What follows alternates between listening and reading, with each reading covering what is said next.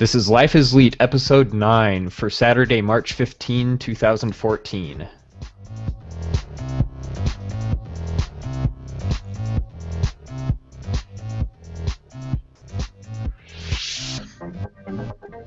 Hello, everyone. Welcome back to Life is Leet. This is a podcast of nerds yelling at microphones about things. I am Jesse Hanna. I'm one of the two co-hosts here. And joining me, as always, over Google Hangouts is my other co-host and younger brother, Aaron. How you doing today? Greetings, Earthlings. What planet are you from? Neptune. I ask myself what planet you're from on a regular basis, so no answer really surprises me anymore. That's surprisingly normal. That sounds surprisingly normal, considering. Yeah, it really rather is. Anyway, like I said, nerds yelling at microphones about things, and Birds. we like to start off by talking about video games. So let's get right into it.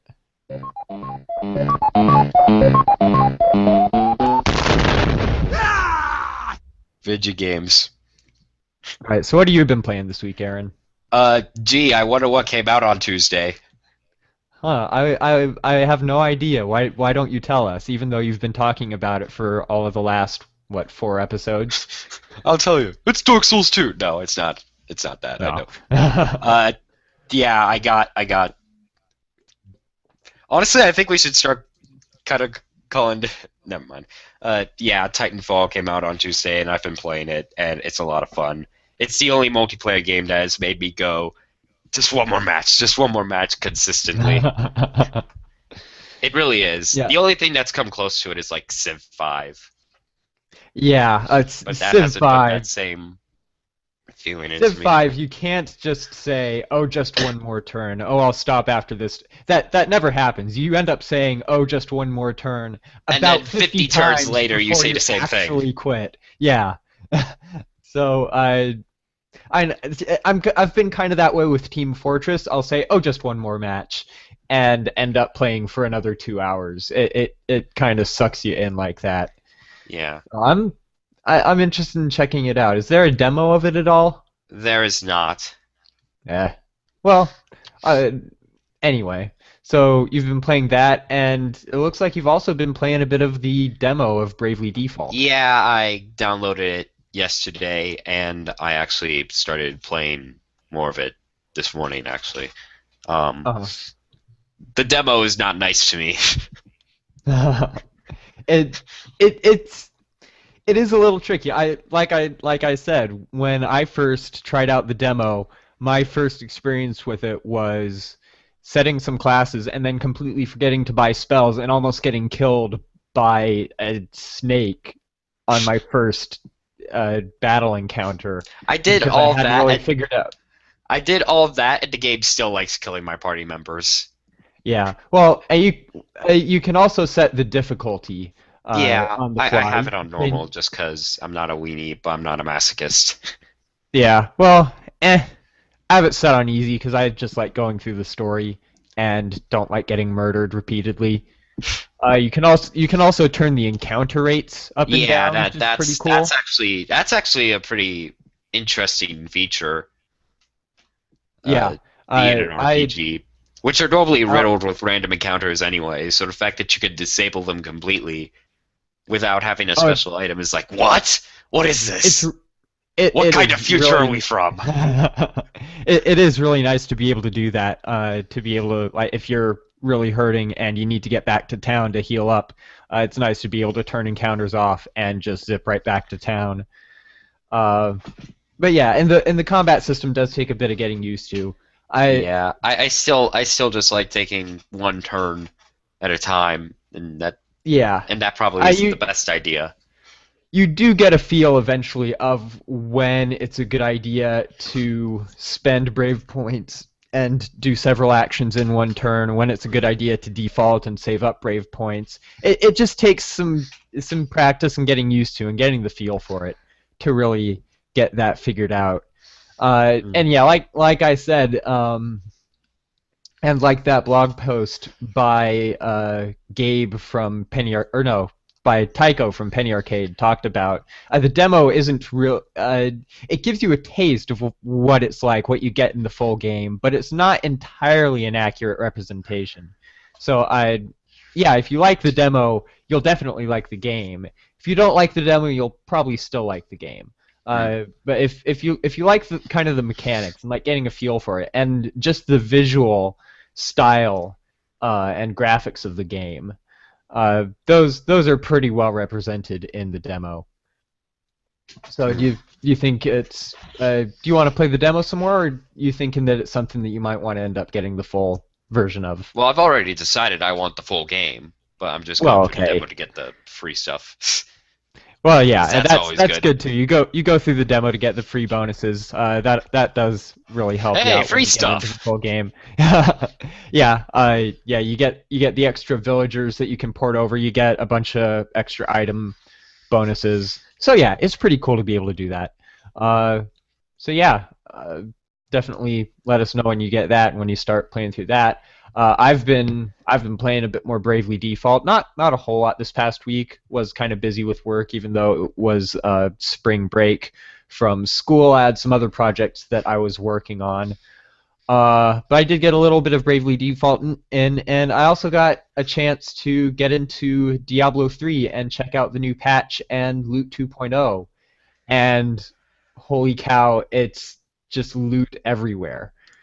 Magic and rare drops, and I finally even actually saw a legendary, which I had never seen before in my entire run on my Demon Hunter so far. It's loot everywhere. Loot everywhere, and you get loot, and you get loot, and you get loot. Everyone gets loot. As Coltrane from the Convert Trade podcast would say, it's all about the loot. And it really is now with the new patch of Diablo 3. So that's a lot of fun, and maybe I'll actually be able. Oh, when does the expansion come out? Do you remember? 10 days. 10 days from now? Okay. So yeah, I wonder if I'll be able to finish the original campaign, at least on normal, before Reaper of Souls comes out. I don't know. I'll have to see. But yeah, so that. And I've also been playing some more Pokemon Red and some more Pokemon Soul Silver, and just working my way through those still. I have 11 badges? No, more than that. 12 or 13, I think, now. The 13 badges is how many I have in Soul Silver now. I was trying to remember. I've beat a few more gyms than that, but yeah, I don't know why, but I just never got around to finishing that game. So I'm finally sitting back down and making some more progress in it. And I've been feeling kind of nostalgic and wanting to play through some of those old games again. So that's what I've been playing this week. Let's go on and get right into the news. We got a couple small bits, and then we've got just an absolute boatload of Blizzard news to get to. So let's real quick. Do you want to start off with this first bit about Super Smash Bros? What? Oh yeah, sure. Usually in each Smash Bros game, there's a Pokemon-related stage. In the previous centuries, we've had a Pokemon Stadium that does things, and in this new Smash Bros for the 3DS, we're actually gonna get a Lumio City stage, which we don't know much about it yet, except it's exclusive to the 3DS, and it looks kind of pretty. We don't know if it'll. We don't know much other than that. Yeah, we don't know any of the special effects or anything else that it'll have. It was as most of these announcements have been. It was made by game director Masahiro Sakurai on the Miiverse, and it's going to be just at the stage is going to be at the top of the Prism Tower in Lumio City, so above where the gym and everything is. And yeah, it's exclusive to the 3DS version, so that's going to be pretty neat to check out. I'm definitely looking forward to that. The Pokemon Stadium stages have been my favorite in the other Smash Bros. Games, so I'm excited to check that one out. Moving on to a bit of Final Fantasy news. This week is when it's this Tuesday, actually, I believe, that the Final Fantasy X and X2 HD remaster come out for both PlayStation 3 and Vita, and the official Square Enix YouTube account posted the opening cinematic for it, and it looks pretty awesome, I have to say. So we'll have a link to that in the show notes so you can go check it out. And I've got I've actually got both the PS3 and Vita versions on pre-order, so I will be checking those out. And they also have cross-save compatibility, which is why I got both versions. Which is if you that basically means that you can bring your save back and forth between the PS3 and Vita editions of the game. So I'll be testing that out with these games, and I'll report back on how it is because I haven't tried that yet with my PS3 or my Vita. So I'm kind of interested in seeing how that works. All right, let's move on now to there's just a treasure trove of Blizzard stuff going on this week. So let's start at the top first. The technical alpha for the Heroes of the Storm MOBA game has gone live. Oh man! If you opted into the beta, if your beta profile on your Battle.net account is up to date, and if you got picked for the technical alpha, then it will show up in your Battle.net client, and you will get an email from Blizzard saying that you've been added to the technical alpha. There are no codes being handed out for this. If you get an email saying go here and fill out this form to get a code, or if you see a site advertising code giveaways, those are scams. Don't buy them, don't follow them, whatever. Blizzard will let you know if you get added to the technical alpha. That being said, there are a whole bunch of streams available now. People are streaming this all over Twitch. So if you want to see what it's like, you can go there and check out a whole bunch of people who are in the technical alpha and playing it.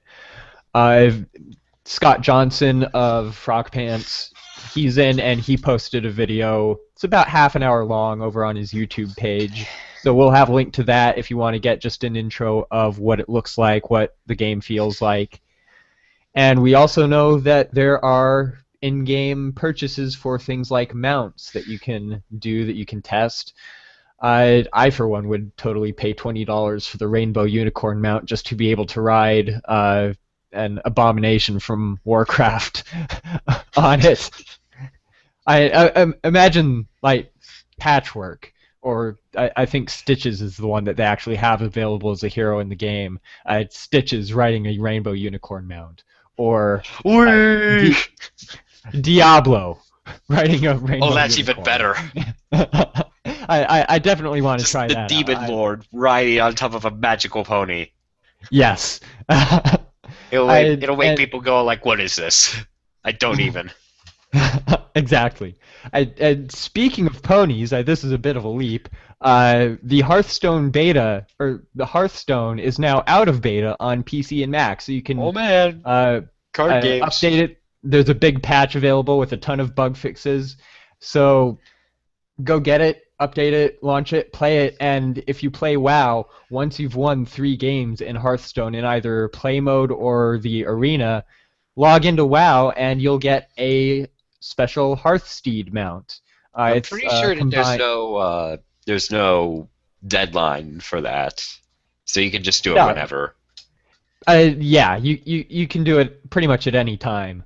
The Hearthsteed is a combined ground and flying mount, like a bunch of the other special event, like the collector's edition mounts. It's like that. The mounts that you can buy from the in-game store.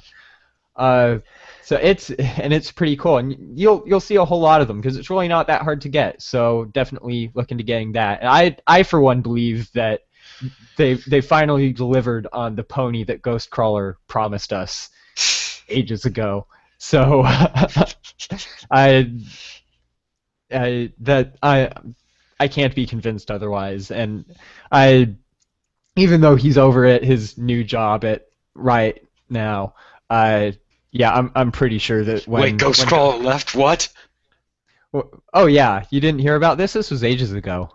Oh, He left being basically a commute or I don't remember what his title was at Blizzard, but he's now game director for Riot Entertainment, which does League of Legends. oh, So well. if anyone could wrangle the League of Legends community, it would be Ghostcrawler. So Well, uh, someone we has to. we obviously wish him the best of luck over there. But we at the same time we also thank him for finally delivering on the pony. Now, if only they Even though he wasn't there to do it. now all they have to do is give us the moose mount that he promised us too. Anyway, moving on from that and going more into some more WoW news. The pre-purchase for Warlords of Draenor is now live and available as of earlier this week. You can pre-purchase either the standard edition or the digital deluxe edition, and when you pre-purchase, you will get immediately the boost to 90. And the boost to 90 is also now available in the in-game store as a $60 purchase. So if you want to pre-order Warlords of Draenor now, you'll get the if you digitally pre-purchase it right now, that is, you will get the boost to 90 right away, or you can also just buy it as a separate in-game purchase. And we do know that they are planning on releasing the game on or before December 20th. So they're aiming for a fall release, which is it seems like about a reasonable time frame to me. I know some people were clamoring, wanting it earlier, wanting it this summer. The fact that they haven't even gone into beta yet means that probably wouldn't be out. But I'd still say a September or October release isn't out of the question. It's just a matter of how far along they are and probably how soon we see a beta. It will indicate pretty strongly when we could probably expect the full release to be available. Pricing for the standard edition is $49.99, which is $10 more than usual, and that's probably because it includes the boost to 90. Digital Deluxe Edition is $69.99, and there will also be a physical collector's edition available for this expansion, as with all the other previous expansions. It'll come. We just don't know how much it'll cost. Yeah, we don't know yet. My guess is it'll probably be $80, $80 or $90. That's about what the previous ones have been. We do know that it'll include the standard Blizzard fare for collector's yeah, editions. the usual collector's edition stuff: a hardcover art book, a behind-the-scenes Blu-ray DVD, soundtrack CD, which is what Mouse I usually get the collector's editions for. And yeah, the mouse pad. They've always included one. I With still the have my edition. Miss Pandaria mouse pad right here. Yep, the mouse pad that I actually use it's a Scott Johnson artwork one that I got in a Nerdtacular swag bag. But yeah, I have both the Cataclysm and Mr. Pandaria mouse pads. And if you get the digital deluxe edition or the collector's edition, you'll also get the standard in-game bonuses. There's a mount, a pet. There are StarCraft 2 portraits. There's a item for Diablo 3, and if we'll have a link to a video. We'll have a link in the show notes to a video by Panzer of Trade Chat where she goes through the process of boosting a character to 90, and also takes a look at the in-game digital deluxe WoW bonuses, the pet and the mount. It's a Dread Hatchling and a Dread Raven, respectively, and they look pretty cool. The StarCraft 2 portraits is one of Grom Hellscream and one of Blackhand, who is another Orc clan chieftain. And in Diablo 3, you get an equipable Warsong emblem pennant that just you carry it around on your back, and it's got the logo of the Warsong clan on it. So it's pretty cool looking. Let's talk a little bit now about the boost to 90. And again, we'll have a link to a video by Trade Chat's Panzer. We'll also have a link to one by Scott Johnson, both of which take a look at and walk you through how the boost to 90 works. It's pretty cool to look at and just see how that behaves. We'll also have a link to a WoW Insider blog post that's a pretty good explanation of, okay, so you've boosted a character to 90, what do you do next? Basically what happens is once you've got the boost either from the pre-purchase of Warlords or from buying the boost separately, it shows up as a token on your character selection screen. You click that, you pick the character that you want to boost, you pick the spec that you want to play as, and just click a button, and it does like the level up animation and shows you your character in all new shiny armor, and then you can log straight in, and you're teleported right to the Timeless Isle, so you can get right to farming for your 496 gear on there. You're given a full set of 483 green gear. You also get 4 22-slot bags, and in the video that Panzer did, she was a little surprised and freaked out because you open your bags and all of your stuff is gone. Don't worry, it all gets mailed to you, so go check the mailbox. It'll all be there waiting for you. You get teleported to Time and Style, like I said. Your Hearthstone is set to your faction's capital city in Pandaria. And if your character was already level 60 or higher, your primary professions and first aid all get boosted to 600. So you can get right to crafting things and making things and doing first aid at a level 90 level, so you don't have to spend tons of time grinding on that to get those up to spec for your new level. Although if you're in a guild like Alea Iacta Est or Convert to Raid, that's kind of why I'm having trouble deciding what character I want to use the boost that I'll probably will get from pre-purchasing on. Because I've got a couple characters over level 60 that I could boost, but at the same time, big guilds like AIE and CTR also have annual or semi-annual craft fair events where members of the guild just farm materials for it, and then you sign up and are walked through leveling your professions all the way or almost all the way up to 600 in the span of a couple of hours.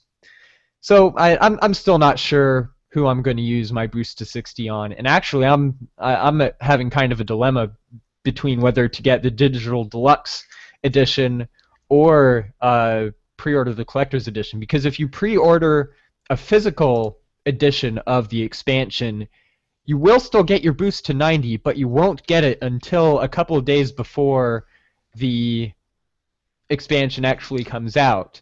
If you digitally pre-purchase, it's kind of an important distinction. If you digitally pre-purchase from Blizzard, you will get the boost to 90 immediately. If you pre-order a physical collector's or standard edition, you get it when the expansion comes out. So I'm having trouble deciding what to do. Do I pre-order the collector's edition and just wait and then use the boost? Wait until it comes out to use the boost to 90, or do I want to go ahead and do the boost now? I'm having trouble deciding what to do. This is important. Yep. Do you know whether you're gonna pre-purchase if you're gonna boost a character to 90? What are you thinking of doing for that? I'll make up my mind about that when we get closer to when it comes out. Yeah. So you're not planning on pre-purchasing it right away, or are you gonna save up for a while first? See how that goes. We'll see about that. Yeah. Well, that pretty much covers it for Blizzard and for video game news. Like I said, there was a lot to go over. Let's go ahead now and get into anime and other stuff.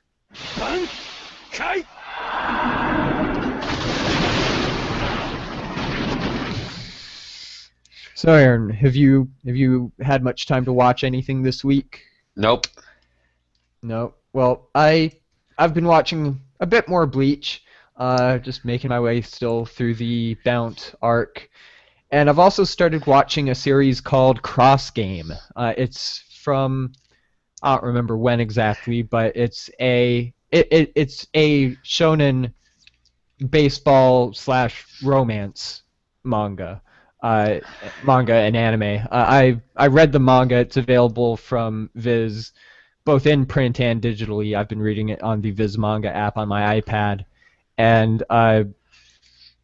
the story follows a kid, a young boy whose dad runs a sporting goods store, and a family that runs a batting cage and cafe, and the daughters in that family. And I can't even really talk too much about the premise of it without giving away a spoiler for a big part of the story that happens kind of early. So all I can really do is recommend that you go check it out yourself. And like I said, I've read the anime, and I've now started watching, or I've read the manga. Sorry, what am I talking about? I've read the manga, and I've now started watching the anime on the Viz Anime website, which I it doesn't have as good a selection, as wide a selection as Crunchyroll, but there are no membership restrictions. You don't have to buy a subscription to watch what's on there. You can watch any of what's on there. The only thing is that there are commercials. But I'd go with Crunchy. I'm sticking with Crunchyroll. Wider selection plus no ads yeah, well, is a bonus. Viz Anime is the only place to watch Cross Game, so we'll have a link to it in the show notes for you to go check it out yourself. And it's both one of my favorite sports anime and manga, and one of the best romance anime manga series that I've read or watched. So I definitely highly recommend it. Well, again, we'll have a link to that. We'll have a link to the Viz Anime page for that series in the show notes. Couple items of news here. One, I've talked before about the upcoming Sailor Moon anime remake that's coming this summer. A few different things happened with regards to that this past week.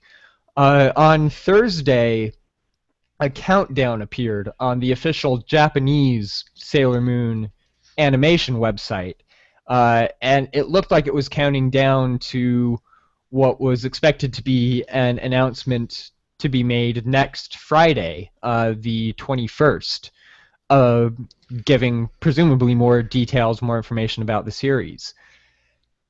The very next day, on Friday, some images were found on the site that contained a whole bunch of information, like the series name, key artwork for the series, staff credits, and a synopsis of the series. That was found and translated. We'll have a link to a Crunchyroll post talking about that.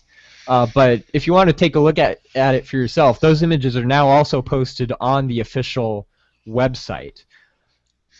So basically what we learned from them is that the new series will be called Sailor Moon Crystal. And the storyline synopsis is almost exactly the same as the original Sailor Moon series. So it's not a whole lot different that's going to be happening in this series. We do know that they are planning on following the storyline of the manga more closely than the original series did. So if you were a fan of, say, Nephrite and Naru, or Nephlite and Molly, if you are more familiar with the North America dub, and Aaron's my mom is a huge fan of that particular pairing. Unfortunately, that didn't really happen very much in the manga. That was almost entirely in the anime, so that might not be making an appearance in the new series. But I am still really interested to see how the new adaptation, how it does.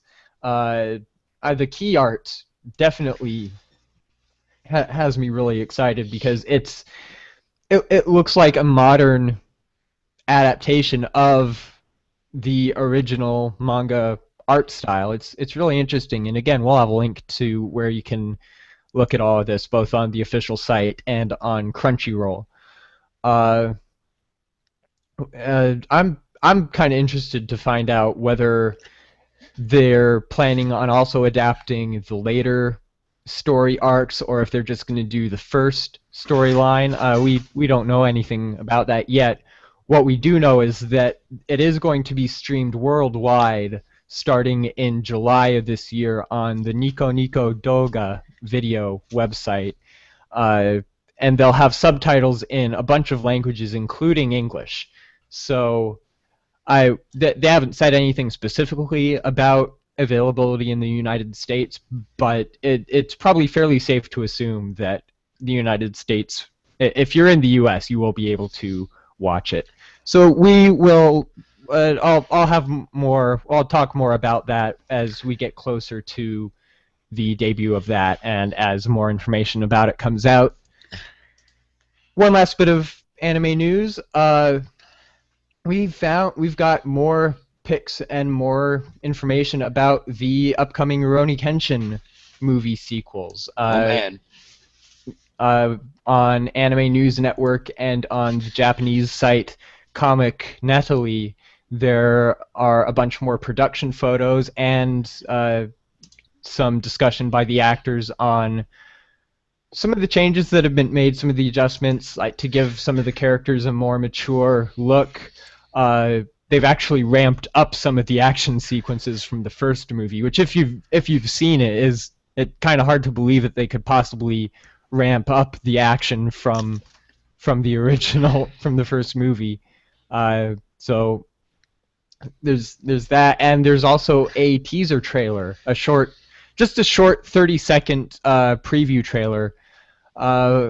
But yeah, those are all available online now, and we will have links to them in the show notes for you to go check those out. And again, the release dates in Japan for those movies are August 1 for the first of the two movies, Great Kyoto Fire, that comes out in Japan on August 1st, and The End of a Legend comes out on September 13th. Let's go on now. There's actually a little bit of book news that I wanted to mention just briefly. If you're a Harry Potter fan, you probably know about the Pottermore website. I have an account on there. I haven't been back for a while, but I've been meaning to go back and working my way through it. And one thing that's really cool on there is that J.K. Rowling has written and posted a whole bunch of backstory content that hasn't been written or seen anywhere else, and was in a lot of cases written exclusively for Pottermore. Well, as a reward to her Twitter followers, who she implored to support the Scottish national rugby team recently, J.K. Rowling has written 2,400 words of delicious, wonderful backstory on the Quidditch World Cup.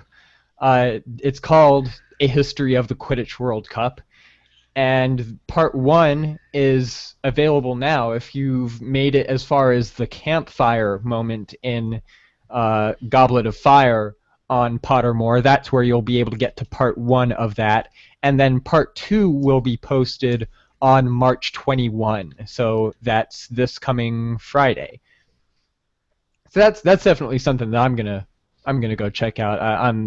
Quidditch is easily one of my favorite parts of the Harry Potter series. So that's something that I'm gonna check out. Have you checked out Pottermore at all? No.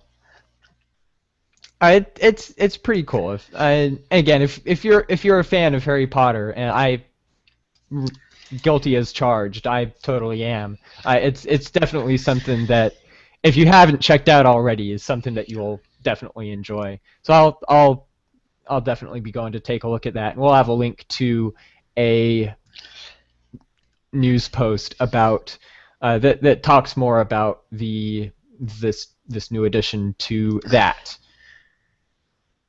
All right, let's go ahead and close things out now with one more thing. And this week it's kind of an interesting one. If you follow sports at all, you'll probably know that this summer the FIFA Soccer World Cup will be held in Brazil, and Japan is one of the teams that will be participating. And this past Friday, it was announced that the official Japanese mascots for the national team will be Pikachu and 10 other Pokemon. So a full soccer team of Pokemon, and we'll have links to pictures from the event and some really cool artwork that was made to promote this. But the team is Pikachu, of course, and then you've got the Gen 1 starters: Charmander, Squirtle, Bulbasaur. You've also got Meowth, which is kind of an For whatever reason. choice. And then you've got the X and Y starters: Chespin, Fennekin, Froakie, and also from the latest games, Helioptile, Pancham, and Litleo. So kind of interesting choices. They didn't go for like all starters or.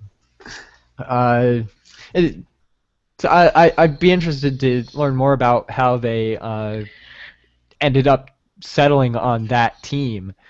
But some of the artwork that they've posted is pretty cute. It's all those Pokemon wearing the blue Japanese national team jerseys. The nickname for the Japanese national soccer team is the Samurai Blue because of the color of their uniforms. So anyway, we'll have a link to where you can check out more about that in the show notes. Well, it's one way to get people to watch sports. I guess Some people that's anyways. That's definitely an interesting choice. All right, and then Aaron, you had one thing that you wanted to mention. Yep. I've talked about Titanfall a lot over the past few shows, and I'll most likely be streaming it on Twitch tonight because Origin has the ability to do that, while Steam doesn't. Why that is, I have no freaking clue. But I'll be streaming it at 9:15 Mountain Standard Time tonight. And I'll just be playing the game, being bad at it. So if you're interested, come on by and watch. And if it doesn't happen tonight, it'll happen sometime during the week since I have spring break for this whole week. Just keep an eye out on our Facebook and Twitter pages for a link to that. We'll make sure to post it there. And I also have a link to my Twitch in the show notes. Yeah, you can also go to Twitch. Aaron's Twitch is at twitch.tv/Plato0, Plato and then the number 0. But again, we'll have a link to that in the show notes, so you can follow him there. Or again, just keep an eye on our Facebook or Twitter page. We'll make a post when he goes live with that. With a link to the stream, of course. Yeah. And yeah, I'd forgotten that Origin has built-in Twitch streaming, doesn't it? Whereas Steam does not, for whatever stupid reason. Yeah, that is kind of strange that Steam doesn't have it yet. Considering that Steam has Dota 2 on it, which is pretty much every esport player's favorite game ever. Well, I use open broadcast software to stream from Windows, so not having built-in streaming isn't a huge thing for me. But I guess they needed some way to get people to actually use Origin. So anyway, that's pretty much going to do it for this episode. You can find our show notes with links to all the stuff that we talked about in this episode. You can download or listen to the MP3 of the show. You can find links to our Facebook page, Twitter page, Google+, links to subscribe to the show via RSS or iTunes. All of that is at our website at lifeisleet.com. I write this thing, so blame me. My name is Jesse. All the stuff that I do is at jbhanna.net or at jbhanna on Twitter. Aaron streams things sometimes. We'll have a link to his Twitch page in the show notes. And just, again, keep an eye on our Facebook page for details. If you have any feedback, comments, suggestions, audio attachments, any of that you want to send us, recommendations for games to play, anime or manga to read or watch, send all of that to podcast@lifeisleet.com. that's going to do it for this week. Thank you so much, everyone, for tuning in, for listening, for downloading. For me, for Aaron, we'll be back same time next week. Until then, everybody, take care. Bye.